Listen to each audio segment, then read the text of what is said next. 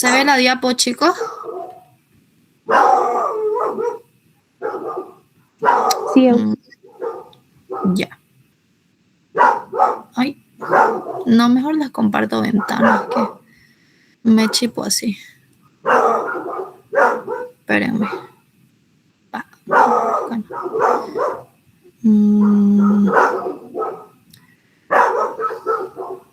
Ya. ¿Se ve la diapo? sí. Ya. Así mejor.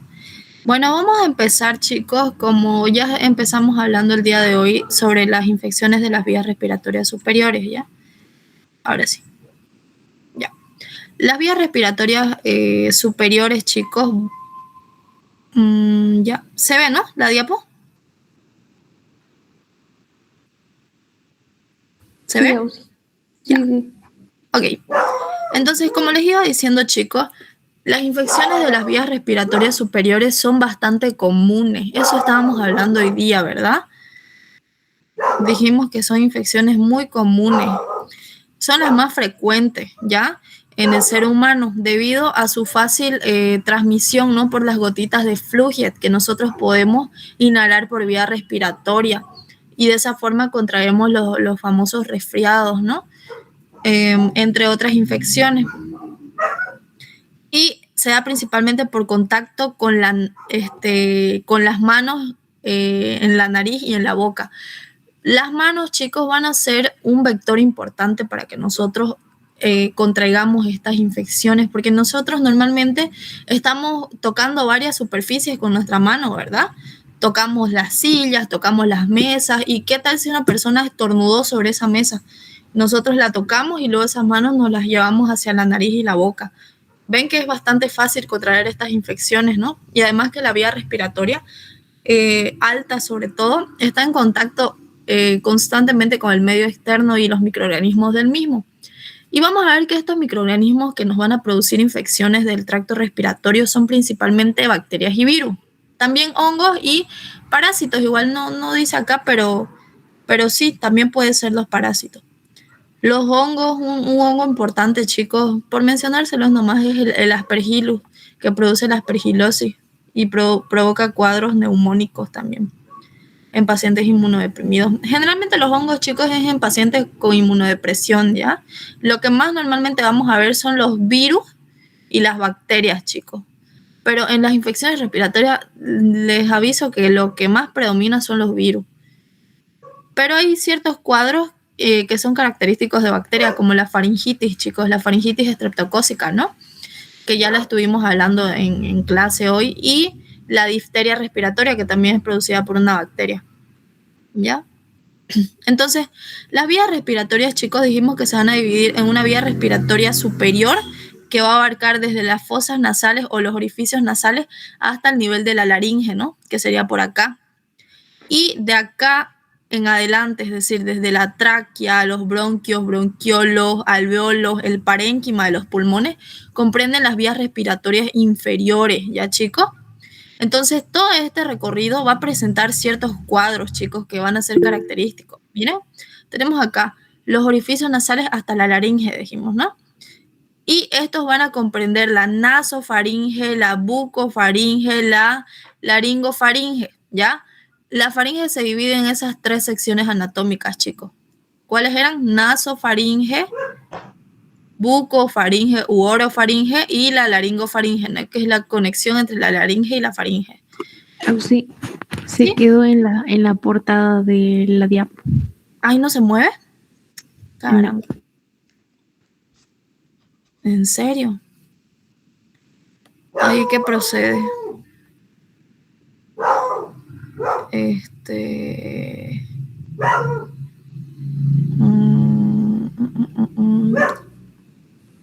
Vuelve a compartir pantalla, si no. Sí, Tal vez eso así. voy a hacer enseguida. A ver, ahora se mueve. Ahora sí. Ya se mueve, ¿no? Sí. Ya, listo aquí. Ay, no, pero quiero moverlo para atrás. Ya. Ajá. Ya. Entonces, en todo este trayecto de la vía respiratoria superior nos vamos a encontrar con esas secciones: la nasofaringe, oro o bucofaringe, la laringofaringe, los senos paranasales, chicos. Los senos paranasales, vamos a encontrar también, acá están los senos paranasales, ¿ya? Vamos a encontrar también la trompa de Eustaquio, que acá no se logra apreciar, y el oído medio, ¿ya? Que esta sección de la trompa de Eustaquio y el oído medio tiene conexión anatómica directamente. Eso les estaba mencionando hoy, chicos, que ¿por qué se va a dar una otitis? Si ustedes dicen, yo no respiro por mi oído, ¿verdad? Pero hay una conexión anatómica. Por eso es que muchas veces se van a producir las otitis, o no, mejor dicho, cuando ustedes tienen un cuadro respiratorio como una gripe, van a sentir que se les tapa los oídos. Esto es por esa conexión anatómica que hay, debido a que hay presencia de moco, ¿verdad? Entonces ese moco va a taponear los orificios y va a impedir el paso, del aire, y eso va a ocasionar esa sensación de estar con los oídos tapados, ¿no? O incluso si hay un cuadro de una infección, una gripe puede ser, puede llegar a exacerbarse a nivel de la trompa de Eustaquio, chicos, y producirles una otitis por esa conexión anatómica que hay. Entonces a veces no es tan simple como nosotros pensamos, ¿no? Una simple gripe.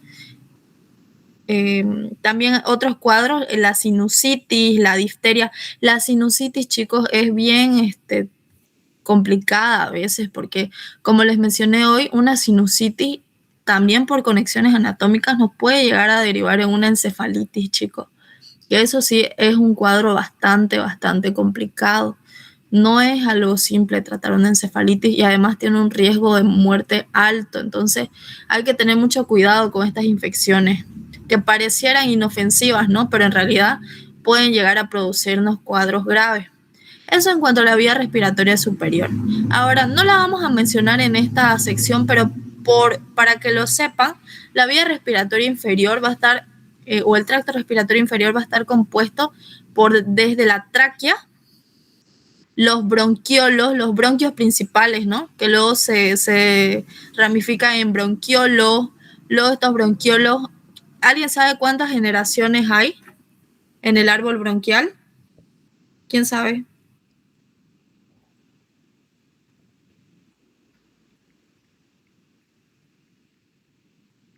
¿Se dan una idea? Hay 23 generaciones, chicos. ¿Qué quiere decir esto? Que los bronquios se dividen en un bronquio principal izquierdo y derecho, ¿no? Luego esto se divide en los bronquios lobares. Luego los bronquios lobares se dividen en bronquios segmentarios. Luego tenemos los bronquiolos, ¿no? Todo eso hasta llegar a los alveolos. De esas ramificaciones hay 23 generaciones, chicos. ¿Qué quiere decir? Que estos bronquios se van a dividir 23 veces. O sea, imagínense el tamaño, el calibre tan pequeñito que van a tener esos bronquiolos en este caso, hasta llegar a nivel de los alveolos, ¿no? 23 generaciones. Los oficios van a avanzar el espacio muerto anatómico. Es bien interesante esa parte, ¿ya? Pero para que lo sepan, nomás les menciono eso. Los alveolos y el parénquima pulmonar, que el parénquima viene a ser todo el tejido intersticial a los bronquios que comprenden el pulmón, ¿ya? Todo eso es el parénquima pulmonar. Lo que no es los bronquios, ¿ya? Para palabras más simples. Entonces, en esta vía respiratoria inferior vamos a encontrar otros cuadros, ya no van a ser estos mismos. Vamos a tener una neumonía, puede ser también un cuadro de vía respiratoria inferior, la neumonía, chicos. Es bien común verlo en la sala de neumología de los hospitales, las neumonías, chicos. Que estas se dividen en nosocomiales y adquiridas en la comunidad, ¿no? Las nosocomiales o intrahospitalarias generalmente son más complicadas porque son bacterias que son multiresistentes, son bacterias que se adquirieron dentro del ambiente hospitalario. Y luego están las neumonías adquiridas en la comunidad. ¿Cuál es el principal productor de neumonía adquirida en la comunidad? ¿Quién sabe?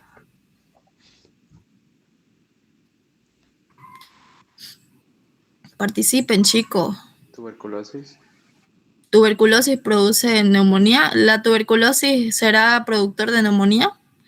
No, pues. Estreptococcus neumonía. Bien, Julie. La tuberculosis es otro cuadro, chicos. Ay, ¿qué pasó? Ya. La tuberculosis es otro cuadro muy distinto. Es producido por el estreptococcus, no, perdón, por la Mycobacteria tuberculosis, ¿ya? El Mycobacterium tuberculosis es el productor de la tuberculosis. Ahora, la neumonía es otra infección, otro tipo de infección. Está producida principalmente por el Streptococcus pneumoniae. Esperen, esperen. Ay, se me fue.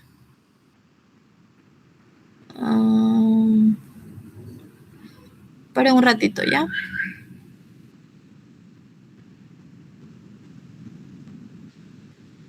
Ujú. Ya.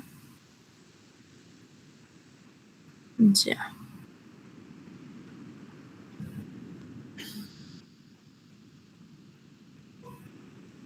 Compartir de nuevo.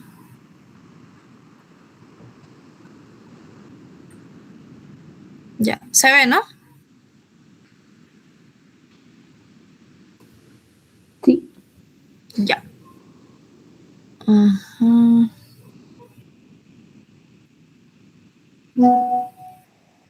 Ya.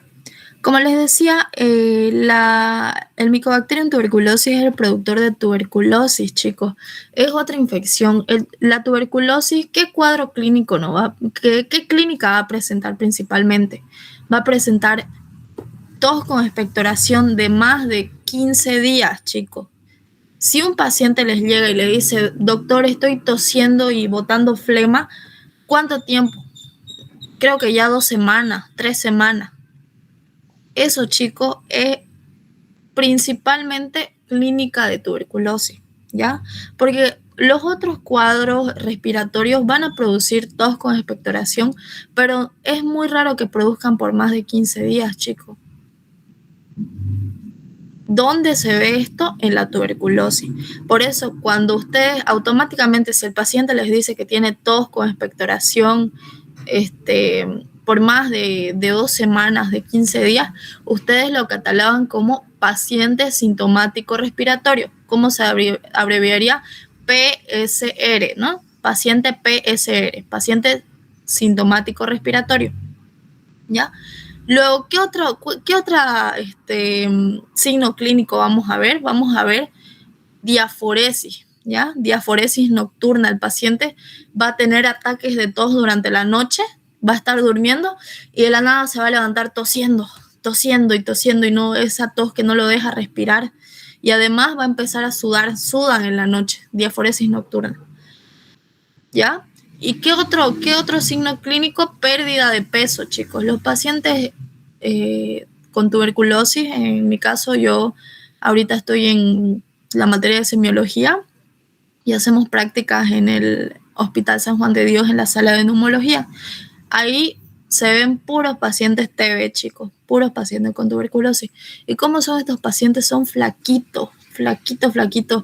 Se le notan los huesos de las costillas, son pacientes con caquexia, por la misma condición que les confiere la enfermedad, que es esta pérdida de peso excesiva que se da ahí en poco tiempo. El paciente en cuestión de semanas pierde gran cantidad de peso. Entonces, estos 3 puntos clínicos son indispensables para ustedes identificar la tuberculosis, ¿ya? De la neumonía es diferente, dijimos que va a ser dolor en punta del costado, ¿verdad? Dolores en punta del costado, fiebre de más de 38 grados y además va a haber tos con expectoración mucopurulenta, ¿verdad? Verdosa. Entonces se dan cuenta, son cuadros diferentes. También vamos a ver que va a producir una bronquitis, una traqueatitis y una bronquiolitis. Estos son cuadros principalmente de las vías respiratorias inferiores, ¿no? Aquí lo que les estaba diciendo, chicos, la trompa de Eustaquio tiene comunicación anatómica con la vía respiratoria. Aquí está. Con la vía respiratoria superior, chicos. También el oído medio hay comunicación anatómica. Entonces, muchas veces se puede dar que haya una exacerbación del cuadro es decir, de esa gripe localizada en el tracto respiratorio, por la comunicación anatómica llega a invadir la trompa de Eustaquio o el oído medio y produzca una otitis, chicos, ¿ya? Y también hay infecciones que son producidas por bacterias específicas que producen otitis, ¿ya? Como la Pseudomonas aeruginosa, ¿no? Lo vimos hoy en clase, lo mencionamos. Aquí está la sinusitis, chicos, que es una inflamación de los senos paranasales, y cuando hay infección, estos se van a llenar de material mucopurulento, ¿no? De ese moco. Y el hecho de que se pose ahí o haya presencia de ese material mucopurulento en los senos paranasales es lo que provoca ese dolor de cabeza bien característico de una sinusitis, ¿no? Que es bien molesto. Y como les digo, es un cuadro, ¿sí? Solamente no es solamente mucoso, porque purulento es creo que cuando ya tiene un mal olor, ¿o no? Purulento quiere decir, ay, esperen, no se está moviendo la diapo, ¿no? Pero me voy a solucionar esa situación y te contesto, ¿ya? A ver, ahora sí se mueve. Ay, ya se movió, ¿no? Sí. Ya, estábamos acá. Ya, aquí está. Mucopurulento, ¿qué quiere decir mucopurulento, chicos? Muco de moco y purulento que va a tener material piógeno, chicos. El material piógeno, ¿de qué está compuesto principalmente? De células muertas, ¿no? ¿Qué tipo de células? Polimorfonucleares. ¿Cuáles son los polimorfonucleares? Los neutrófilos, ¿no? Entonces, este material mucopurulento, el material purulento que es el pus, va a estar compuesto por estas células muertas que son polimorfonucleares. ¿Por qué? Porque estas células, al detectar una infección, al detectar la presencia de un patógeno, van a ir a atacar. Y es como que empiezan a luchar con ese patógeno, ¿no? Y en esa lucha mueren, pues.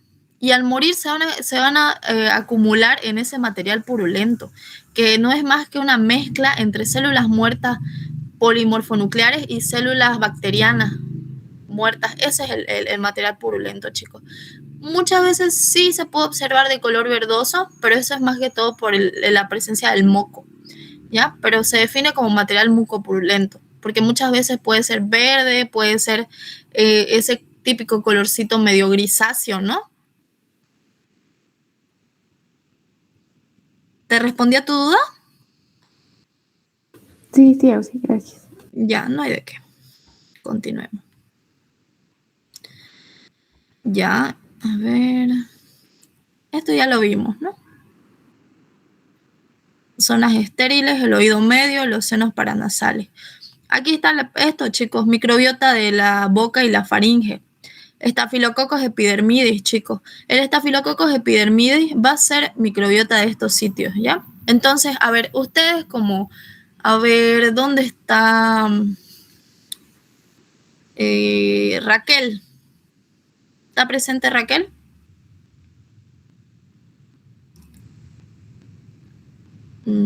A ver, ¿dónde está Huerta?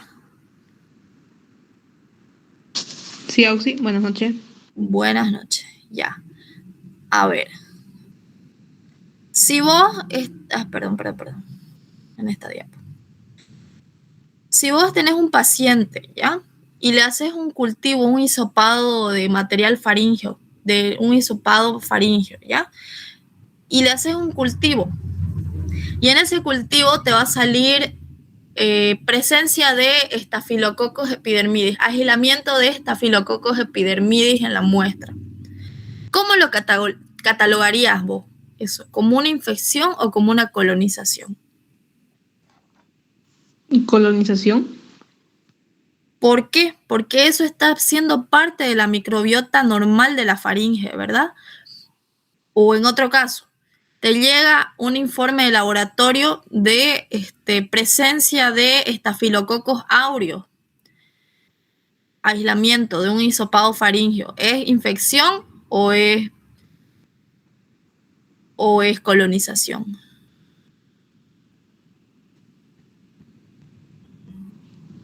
Hola. ¿Infección? No, pues colonización, porque acá, mira, te está mencionando que es parte de la microbiota, ¿no? Es colonización. Entonces, ustedes tienen que saber bien esto, chicos, porque imagínense, si no saben que el Staphylococcus epidermidis es microbiota de boca y faringe, ustedes le van a empezar a dar antibióticos a sus pacientes. ¿Qué van a hacer? Van a crear de resistencia bacteriana, ¿no? Entonces, apréndanse esto, chicos. ¿Ya? Ojo acá, estreptococos, especies de estreptococos. No dice Streptococcus pyogenes, dice Streptococcus spp, que esto significa especies. ¿A qué se refiere esto? ¿Qué pueden ser los estreptococos del grupo Viridans? Mutans, mitis, sanguis, ¿qué otro hay? Mutans, mitis, sanguis. Esos son los estreptococos del grupo Viridans, ¿verdad? A eso se refiere principalmente. Pero si acá dijera, en vez de Streptococcus spp, dijera Streptococcus pyogenes, ¿eso es colonización o infección? ¿Qué dicen? ¿Qué dice Cielo? Infección, Auxi. Infección, porque estamos hablando de un Streptococcus pyogenes, ¿no? El Streptococcus pyogenes es productor de faringitis, entonces no confundamos. Si nos dice Streptococcus spp en el informe de laboratorio, asuman que es microbiota, chicos. Ahora, si dice Streptococcus pyogenes, ahí ya no es microbiota, ahí hay una infección, ¿ya? Eso, chicos. El oído medio y los senos paranasales son estériles. El oído externo va a tener como microbiota el Staphylococcus aureus, el Staphylococcus epidermidis y los proteus, ¿ya? Que esta es una familia de bacterias que es bastante común como microbiota intestinal también, ¿ya? La nariz va a tener como microbiota el Staphylococcus epidermidis, el Staphylococcus aureus, el neumococo o Streptococcus pneumoniae y algunas especies de neisseria, ¿ya? Y la laringe va a ser estéril. ¿Se vio la otra diapositiva? ¿Se ve? Sí, Auxi. Sí, Ya. Auxi. Gracias. Entonces, en este cuadro, chicos, vamos a ver que hay ciertas patologías que van a estar asociadas a agentes etiológicos específicos, ¿ya? Las faringitis, chicos, mayormente van a ser virales, ¿ya? Mayormente en personas mayores de edad van a ser virales, ¿ya? ¿Quiénes las van a principalmente producir en cuanto a los virus? Los rinovirus son súper comunes. Los rinovirus son los productores de la rinitis, ¿ya? Ese moqueo nasal incómodo, ¿verdad? Esa es la rinitis, producida por rinovirus. Los adenovirus igual producen gripes. Los coronavirus, igual que esto no quiere decir COVID, eso ya se los mencioné, ¿no? Los coronavirus son un amplio grupo de virus, chicos. Y el COVID no es más que uno de estos coronavirus, pero hay muchos coronavirus, ¿ya? Y los enterovirus también pueden producirlo. Y en cuanto a las bacterias, ¿cuál dijimos que es la principal bacteria o la bacteria por excelencia productora de faringitis? Streptococcus pyogenes. Muy bien, el Streptococcus pyogenes. Luego tenemos la otitis externa, chicos. La otitis externa principalmente va a ser producida por la Pseudomonas aeruginosa, ¿ya? No sé por qué acá dice Staphylococcus aureus. Esto no es Staphylococcus aureus, chicos. El Staphylococcus aureus puede llegar a ser más bien microbiota del oído externo, ¿ya? Pseudomonas aeruginosa, ¿ya? Quedémonos con Pseudomonas aeruginosa. Principal productor de otitis externa, también llamado otitis del nadador, porque es muy común en personas que practican la natación, ¿ya? Pseudomonas aeruginosa. La epiglotitis por el Haemophilus influenza tipo serotipo B, chicos. Esta infección es bien peligrosa porque dificulta la respiración, ¿ya? Produce una... básicamente produce que las vías respiratorias se cierren, chicos. No hay paso de aire, hay impermeabilidad de la vía respiratoria, ¿ya? Porque la epiglotis sabemos que al momento de hablar se abre, ¿verdad? Entonces, cuando se inflama, va a producir dificultad para respirar e impide el paso del aire. Y la difteria respiratoria es producida por el Corynebacterium diphtheria. Ahora, chicos, lo más importante de acá es la faringitis, ¿ya? Cuando hablamos de vías respiratorias superiores. Las faringitis van a ser producidas en un 20 a un 30% por bacterias. El resto, ¿qué quiere decir? Que de un 75 a un 70% de casos va a ser producida por virus, chicos. Entonces es más común las infecciones virales, ¿ya? Son mucho más comunes las infecciones virales, las faringitis virales, chicos. ¿Cómo las vamos a diferenciar de una faringitis bacteriana? ¿Sí? En el de epiglotis, el neumonía no va o sí va. El Streptococcus pneumoniae sí, pero es menos común. El más común y por excelencia es el Haemophilus influenzae serotipo B, ¿ya? Ya, gracias, José. Ya. Entonces, dijimos que ¿cómo lo vamos a diferenciar de una faringitis viral?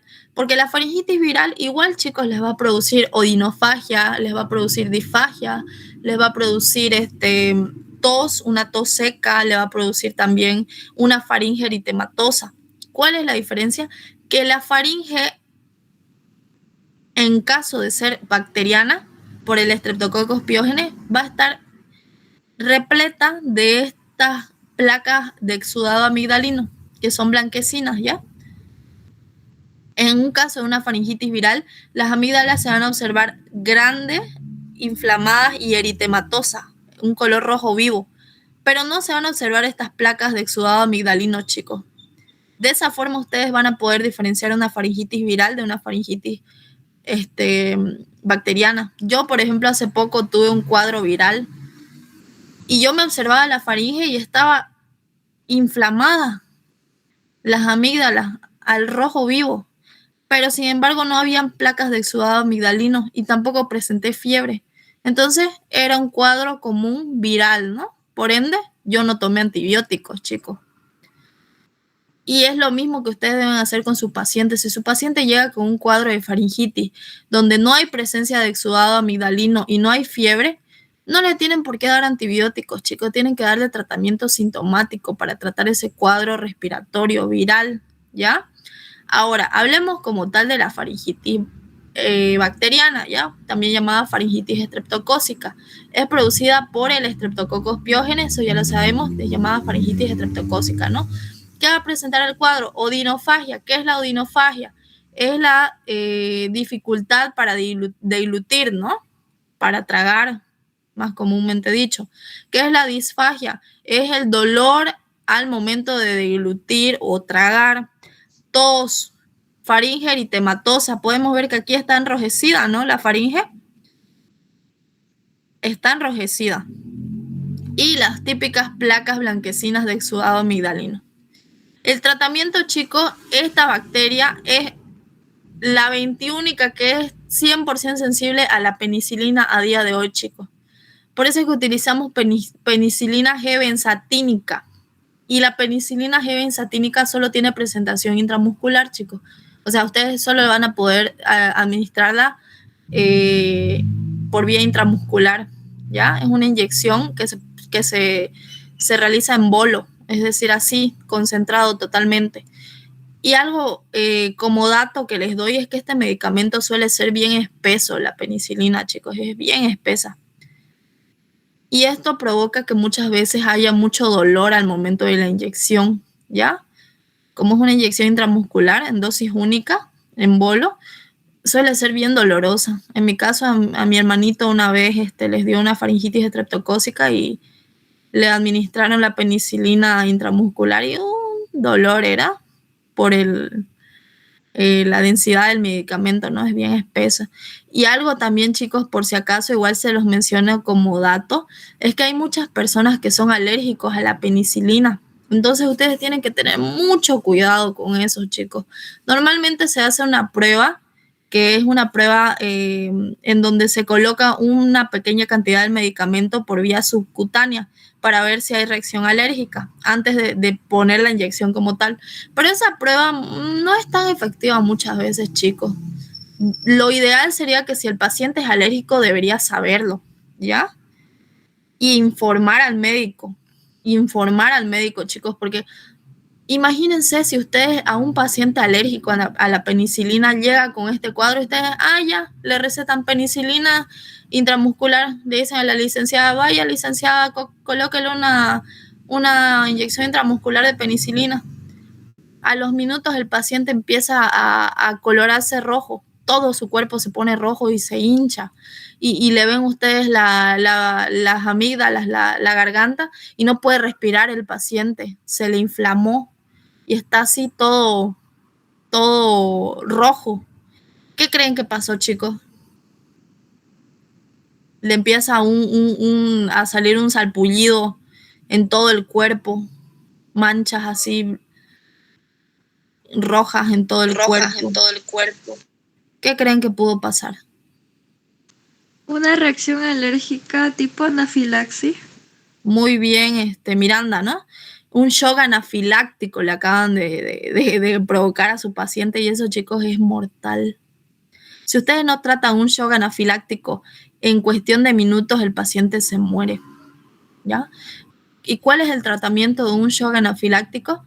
Principalmente, y lo primero que tienen que hacer es colocar adrenalina, ¿ya?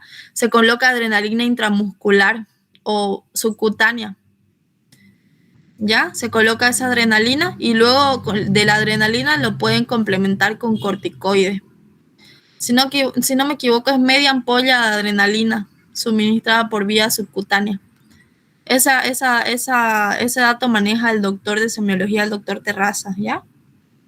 Y el doctor de cirugía, el doctor Aguilar, dice por vía intramuscular, ¿ya? Pero es adrenalina, ¿ya? Y luego de la adrenalina van a administrar corticoides, algún corticoide, principalmente adenocortisona, que esa es por vía endovenosa. Y ustedes saben que los medicamentos por vía endovenosa son mucho más fáciles, ¿no?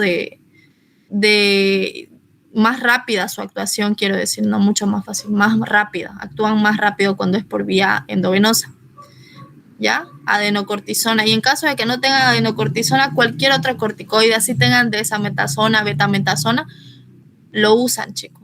Pero eso es para salvar la vida de su paciente, ¿ya? Eso es como un dato interesante para que lo tengan. Acá, chicos, complicaciones. Pareciera un cuadro sencillo, ¿no?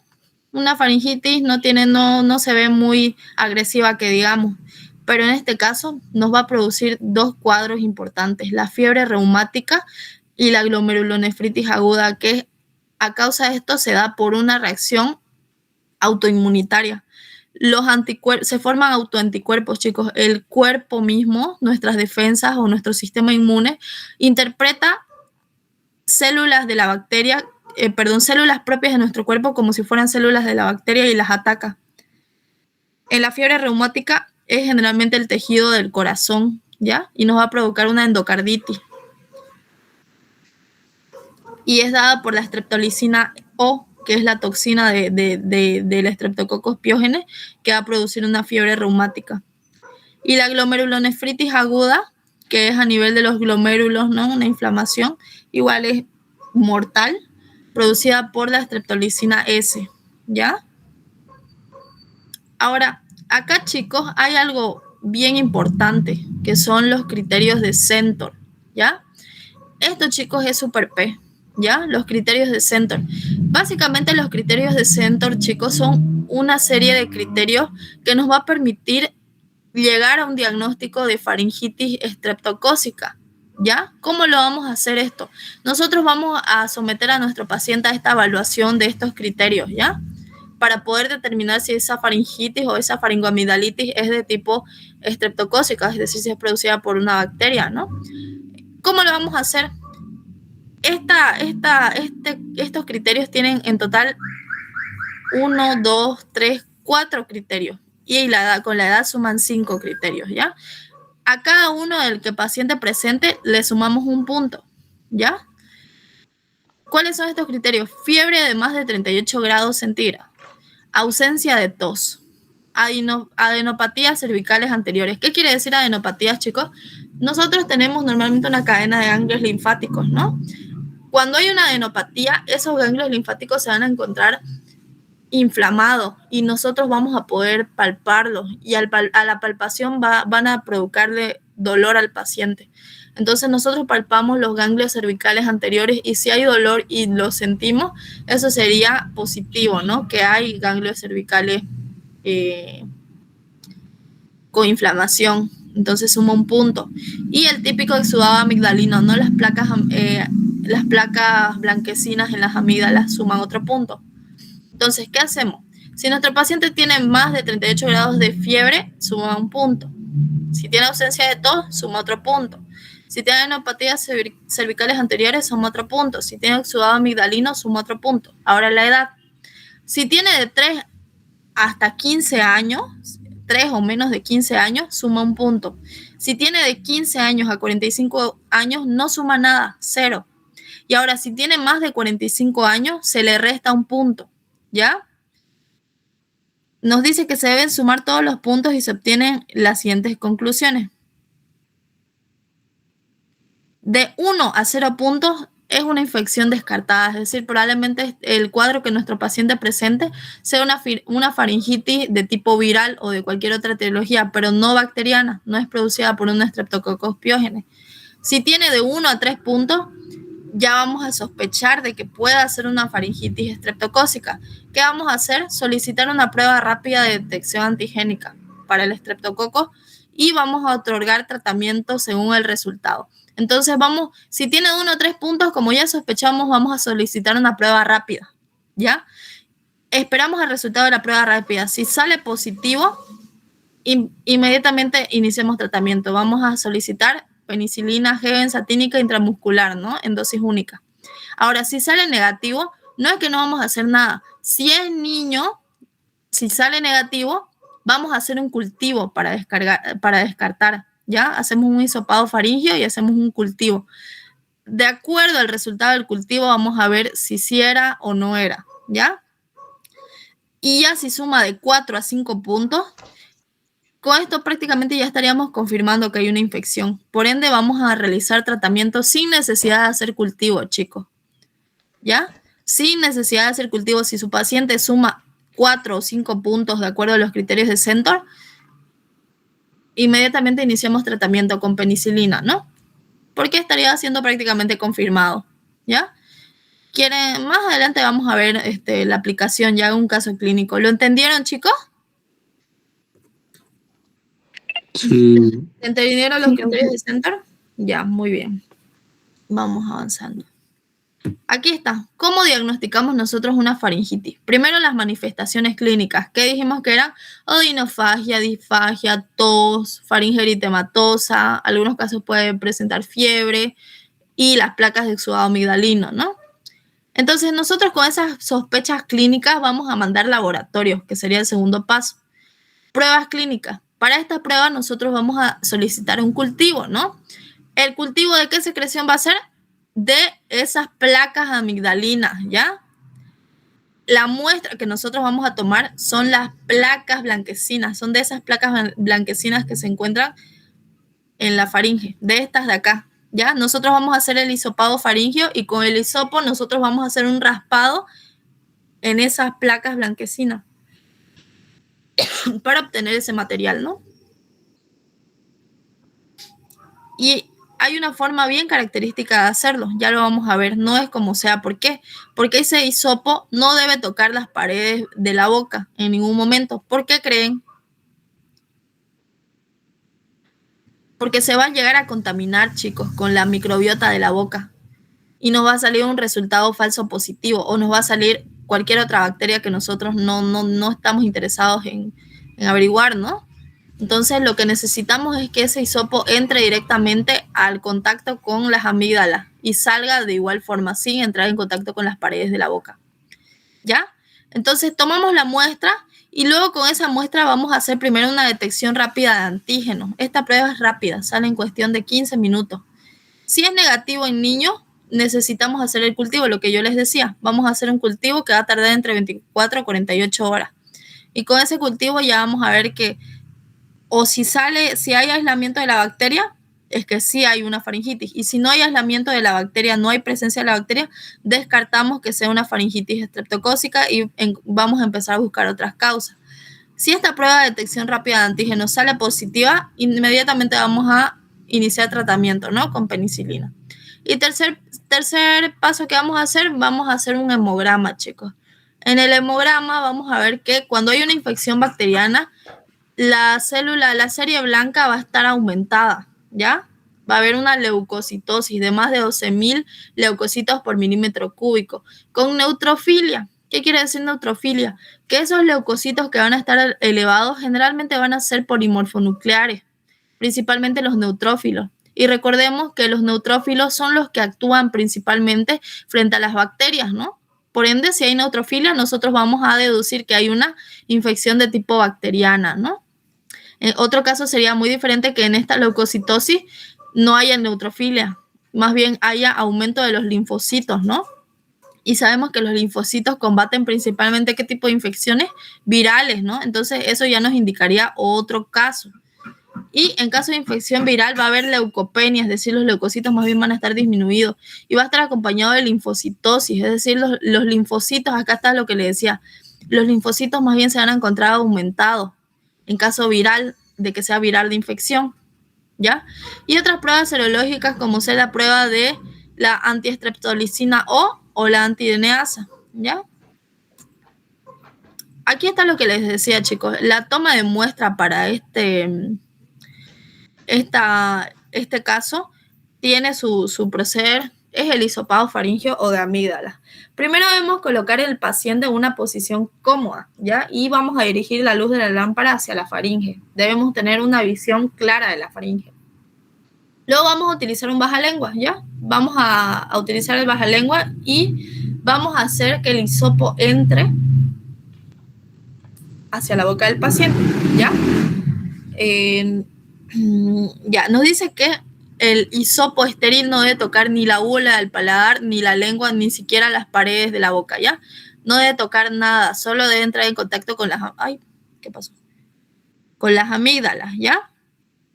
Ahora, algo para que esto sea más cómodo es hacer que el paciente diga "ah" con la boca. Cuando nosotros decimos "ah", automáticamente la úvula se levanta, ¿ya? Y además con eso vamos a facilitar que se reduzca el reflejo de la arcada, porque muchas veces las personas como el hisopo no es pequeño, digamos, muchas veces activa el reflejo de la arcada y podemos provocar de vómito al paciente, ¿no? Entonces, para evitar eso y para levantar la úvula, hacemos que diga "ah". Luego debemos frotar el hisopo en la parte posterior de la faringe y en los pilares amigdalinos. Con ese hisopo se debe hacer la muestra y vamos a sembrarlo en agar sangre, McConkey y... ¿Qué agar es este? Ay, no sé. Ya. Pero principalmente agar McConkey y agar sangre, ¿ya? Vamos a hacer el cultivo. Además, no solo hacemos cultivo, recordemos que hacemos tinción de Gram, hacemos también examen directo antes del cultivo, ¿no? Ahora, con un segundo hisopo debemos repetir el mismo procedimiento para preparar la tinción de Gram. Ahí está lo que les digo. La tinción de Gram va a ser con el segundo hisopo y el examen directo. Ahora, con el primer hisopo únicamente vamos a sembrar en el agar sangre y el agar McConkey. Ya. Eso respecto a faringitis. ¿Tienen alguna duda, chicos, de faringitis? Ya. Ahora vamos a hablar de la difteria, chicos. La difteria nos dice que es principalmente producida por el Corynebacterium diphtheriae. Esa es la bacteria productora. Su acción patógena se debe a su exotoxina, chicos. La toxina del Corynebacterium diphtheriae tiene dos fragmentos. El fragmento A, que va a producir inhibición de la síntesis proteica, y esta es la que provoca la necrosis. Esa formación de la pseudomembrana, chicos, es dada por necrosis del tejido, gracias al fragmento A de esta toxina que va a producir inhibición de la síntesis de proteína, por ende el tejido muere, ¿no? Si se inhibe su síntesis de proteína, el tejido muere y se necrosa en la mucosa respiratoria. Y el fragmento B, que lo que hace es coadyuvar al fragmento A para que éste ingrese al interior de las células de la mucosa respiratoria, ¿ya? El tratamiento principalmente, antes de ustedes siquiera pensar en realizar tratamiento con antibiótico, es permeabilidad de la vía respiratoria, asegurar la permeabilidad de la vía. ¿Qué quiere decir eso? Asegurarse que su paciente respire, chicos, ¿ya? Eso es permeabilizar vías respiratorias. Luego podemos utilizar antitoxinas para inhibir la función de estas toxinas y luego ya hacemos el tratamiento con antibióticos posterior a su antibiograma, ¿no? Y la prevención, principalmente la vacuna pentavalente, ¿no? ¿Quién sabe qué cuadros cubre la pentavalente? Difteria, ¿qué más? Meningitis por hemófilos influenzae, coqueluche, ¿qué más cubre? Tétanos, Tétanos, muy bien, hepatitis y B. hepatitis B, ¿no? Esos son los cuadros esos son los que cubre la vacuna pentavalente, chicos. Eso igual de memoria es super P. Ahora veamos casos clínicos, ¿ya? Miren, este caso clínico es de una niña de 5 años que va a desarrollar repentinamente fiebre de 39 grados. ¿Ya? Ay, dice 2 veces. Ya, digamos que es una niña de 5 años. Ya. Acude a consulta externa por presentar fiebre alta de 39 grados, odinofagia, disfagia, malestar general de 3 días de evolución. Además, refiere náuseas y dolor abdominal asociado. Niega tos, rinorrea o congestión nasal. Únicamente lo que le molesta o por el motivo de consulta es la odinofagia, la disfagia y el malestar, ¿ya? También presenta náuseas y dolor abdominal. Al examen físico vamos a observar una faringe eritematosa con exudado purulento en ambas amígdalas y además una adenopatía cervical bilateral. Estos chicos, obviamente el diagnóstico sabemos que va a ser una faringitis estreptocócica, ¿no? Al momento de nosotros observar las placas de exudado amigdalino. Como dato epidemiológico sabemos que el paciente vive en un área urbana y asiste regularmente a la escuela, donde varios compañeros han tenido síntomas similares. No hay antecedentes de viajes recientes ni contacto con animales. ¿Ya? En el laboratorio se realizó un hisopado faríngeo que resultó positivo para Streptococcus pyogenes. Mediante el cultivo de agar sangre se vio presencia de colonias bacterianas, chicos. ¿Qué tratamiento le darían a ese paciente? ¿Cómo lo tratarían a ese paciente? A ver.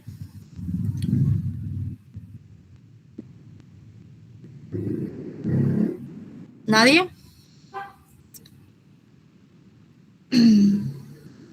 Penicilina, chicos, en dosis única. Penicilina G benzatínica intramuscular en dosis única. ¿Ya? Y ya. Con eso estaríamos curando al paciente. Muchas veces hay algunos que necesitan una segunda dosis. Normalmente es cada 6 meses, cuando hay infecciones recurrentes, ¿ya? Ahora, observemos un poco de estos términos. ¿Qué es la disfagia? Dolor al momento de deglutir, ¿no? Al realizar la acción de deglutir. Imposibilidad de tragar. Ay, no, está al revés. Bueno, creo que no. Creo que odinofagia es el dolor al tragar o al deglutir y disfagia es la dificultad o imposibilidad de tragar. Quedémonos con esto, ¿ya, chicos? Disfagia es la dificultad o imposibilidad de tragar y la odinofagia es el dolor, ¿ya? Disfagia, dificultad, ¿ya? Pueden usarlo como mnemotecnia. Disfagia empieza con di, ¿no? De dificultad. Y odinofagia es el dolor al deglutir o al tragar los alimentos o líquidos. Faringe eritematosa es una faringe con una coloración rojiza, rojo vivo, ¿no? Hipertermia son las alzas térmicas, aumento de la temperatura corporal a niveles peligrosos, chicos. La hipertermia, la fiebre, vamos a ver que hay varios cuadros. Perdón, hay varias formas de presentarse de la alza térmica.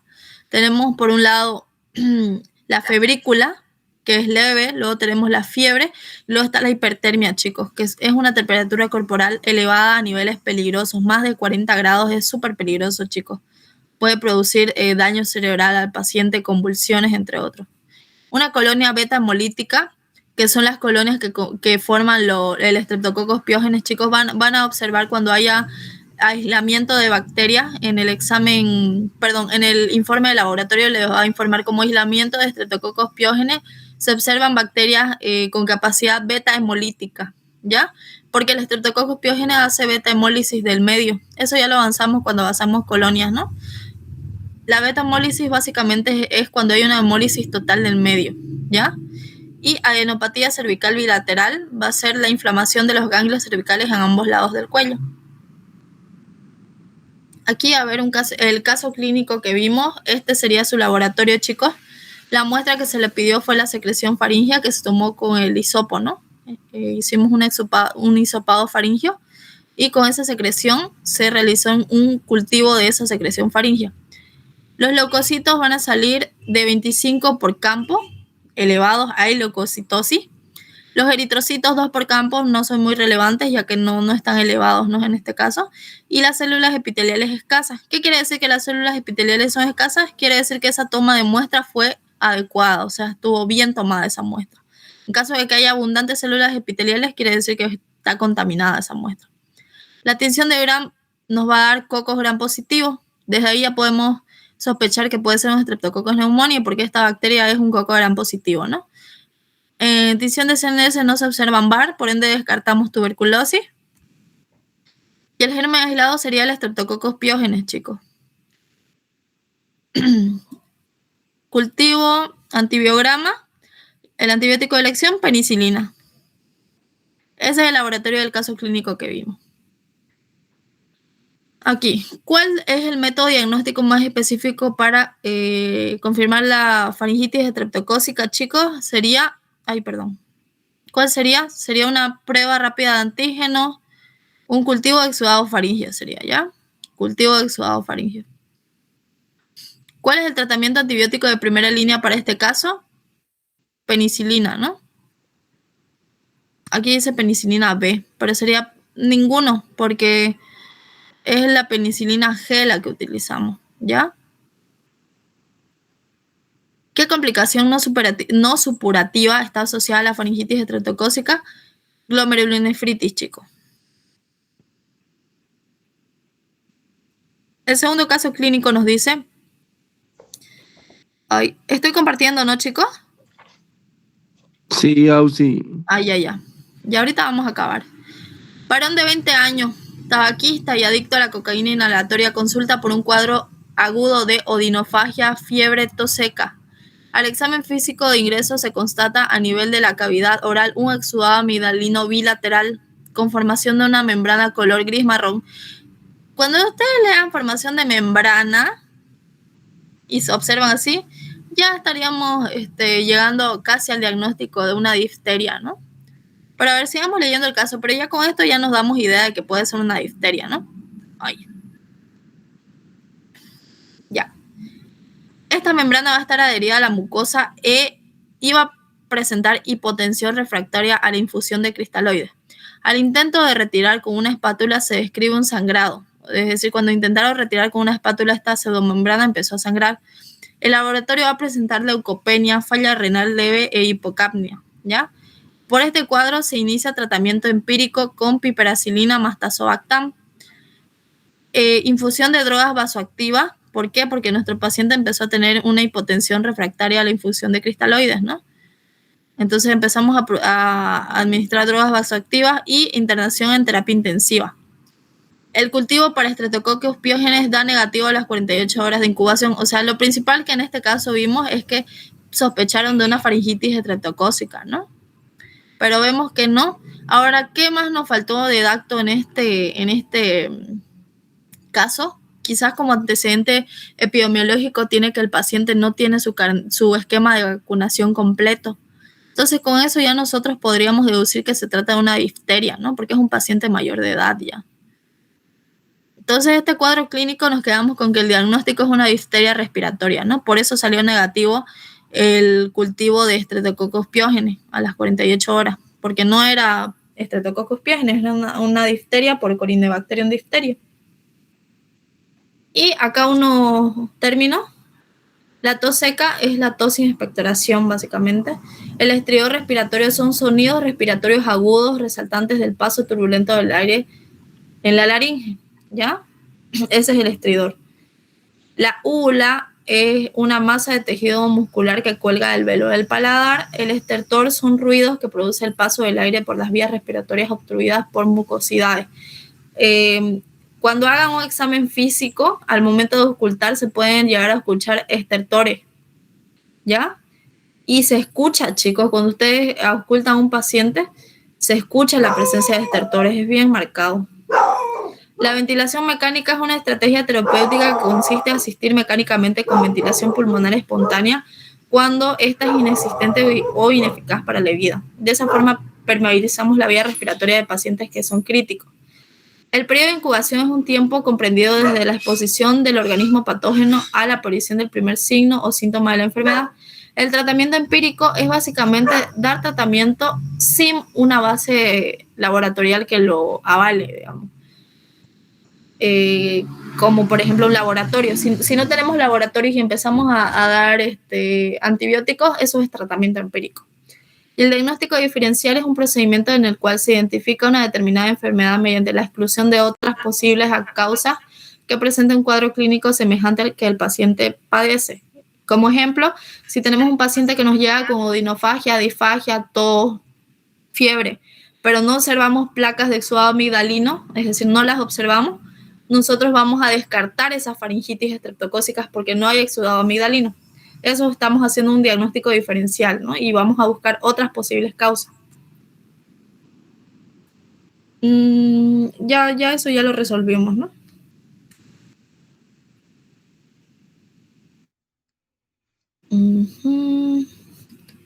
Ya. Este tercer caso clínico nos dice: un niño de 3 años llega al servicio de urgencias debido a fiebre, odinofagia y faringe eritematosa. Se solicita un cultivo de exudado faríngeo y el resultado del laboratorio indica lo siguiente. 12 por campo, no se observan eritrocitos, escasas células epiteliales. En la tinción de Gram no se observan bacterias y en la tinción de Nielsen no se observan VAR. En este caso, chicos, ¿cuál puede ser el diagnóstico de este caso? Una faringitis viral, chicos. ¿Por qué? Porque estamos haciendo cultivo y no se observan bacterias, ¿no? Faringitis viral, ahí está. Porque nos menciona que la faringe está eritematosa, sin embargo, no nos menciona que tenga placas de exudado amigdalino. ¿Ya? Por eso todos los laboratorios salen negativos. Entonces nosotros vamos a llegar al diagnóstico de una faringitis de tipo viral, que son las más comunes, ¿no? Y acá, como puntos para recordar y para finalizar, vamos a ver que la causa más frecuente de la faringitis en adultos es viral. ¿Ya, chicos? Viral en adultos. El germen bacteriano más frecuente productor de faringitis es el Streptococcus pyogenes. Los criterios clínicos y las pruebas diagnósticas nos pueden ayudar para la orientación de la faringitis. El tratamiento de elección de la faringitis estreptocócica siguen siendo las penicilinas, porque estas siguen siendo sensibles a las penicilinas en casi un 100%, chicos. Y la resistencia de Streptococcus pyogenes a los macrólidos es del 25%. Entonces ustedes, si van a utilizar una roxitromicina, una claritromicina, puede llegar a ser resistente de un 25%. Entonces, esto, en caso de que el paciente sea alérgico a la penicilina, tomarlo en cuenta, ¿ya? Para hacer otra elección terapéutica. Ya, chicos, eso sería todo. A ver, finalizar presentación. Ya. ¿Alguna duda, chicos?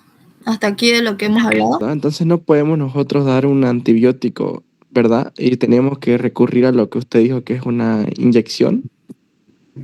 En caso de que sea, es que la inyección es cuando vos vas a dar penicilina, ¿ya? La penicilina se administra por vía intramuscular. Por eso mencioné la inyección, porque la inyección es intramuscular. Entonces, si es viral, no vas a dar penicilina. ¿Qué vas a dar? Vas a dar tratamiento sintomático para tratar la inflamación. ¿Qué vas a dar? Vas a dar ibuprofeno, puedes dar un antipirético también, paracetamol. O sea, más que todo, tratamiento sintomático en caso de ser viral. Ese es el chiste, chicos, saber que la mayoría de las faringitis son virales en adultos. Por ende, hacer tratamiento con antibióticos, lo único que estaría produciendo es resistencia a los antibióticos a tu paciente. ¿Se entendió?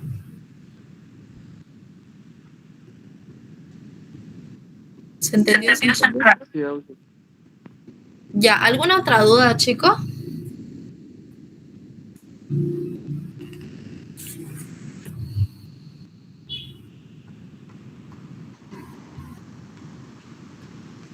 ¿Alguna otra duda que tengan?